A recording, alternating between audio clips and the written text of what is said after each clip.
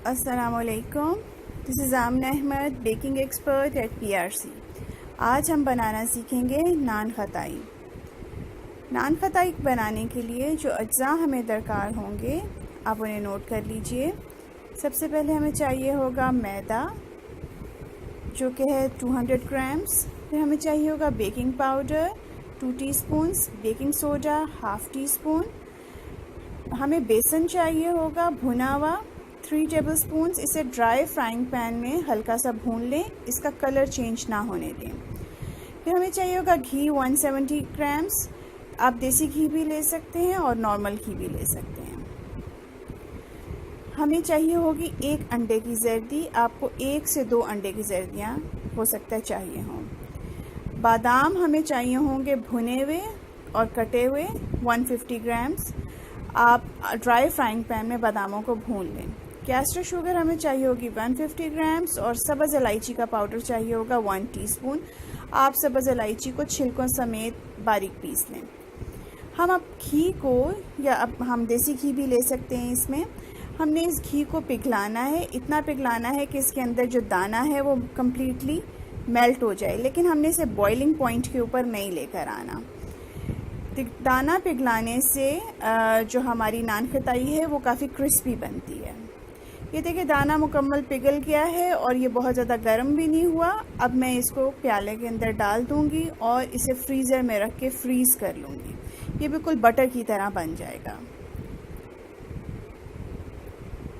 अब हम कुछ ड्राई इंग्रेडिएंट्स को इकट्ठा करते हैं। जैसे मैंने मैदा लिया, मैदा, बेसन, बेकिंग पाउडर और बेकिंग सोडा, इन चारों अज्जा को मैं इकट्ठा छान लूँगी।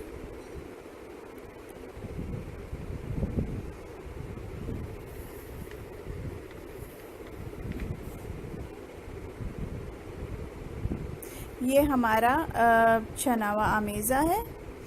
अब मेरा देसी घी जो है ये काफ़ी हद तक जम गया है, कम्प्लीटली जम गया है। मैं इसको बीट करूँगी। 2 से 3 मिनट तक इसे हम इलेक्ट्रिक बीटर से बीट करेंगे जब तक कि ये बहुत फ्लफ़ी ना हो जाए।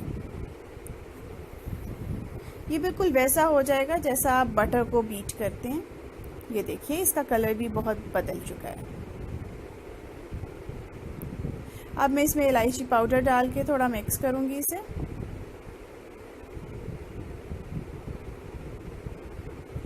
इसमें कैस्टर शुगर ऐड कर दी। अब मैं इसको 1 मिनट तक मज़ीद बीट करूँगी।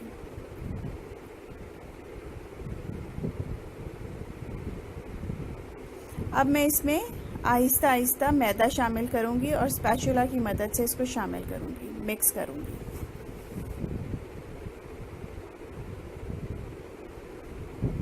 थोड़ा थोड़ा करके हम मैदा ऐड करते जाएंगे और मिक्स करते जाएंगे।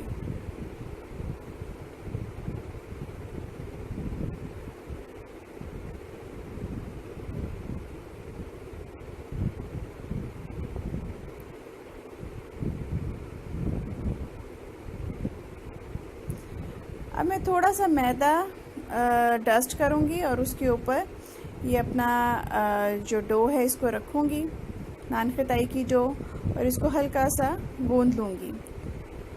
इसमें मैं ड्राई रोस्टेड आलमंड्स शामिल करूँगी।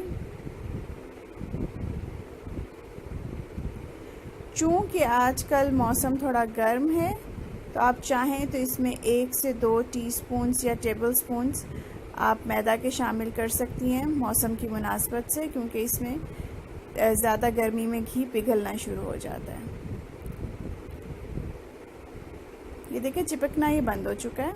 मैं इसको बेलूँगी।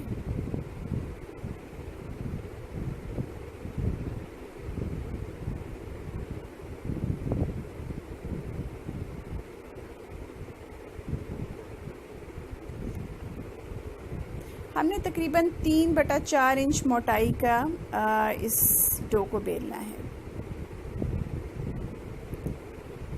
आप चाहें तो नान खताई को की डो को आप कुकी कटर से काट लें, चाहे आप हाथ में लेके छोटे छोटे इसके गोल गोल टिक्कियाँ बना लें।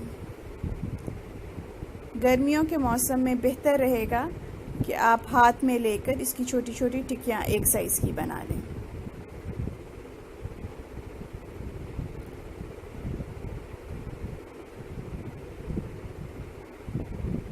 चूँकि इसमें बादाम है तो शायद ये कुकी कटर से आपको इनिशियली मुश्किल लगे, लेकिन आप ज़ोर से कुकी कटर को प्रेस करेंगी तो ये बादाम भी साथ ही कट जाएंगे।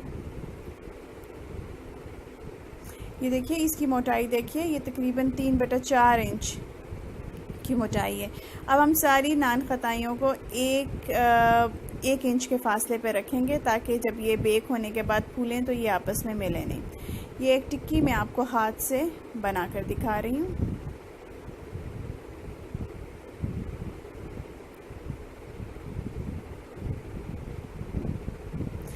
अब मैं एग योक को ब्रश की मदद से इनके ऊपर लगा दूंगी।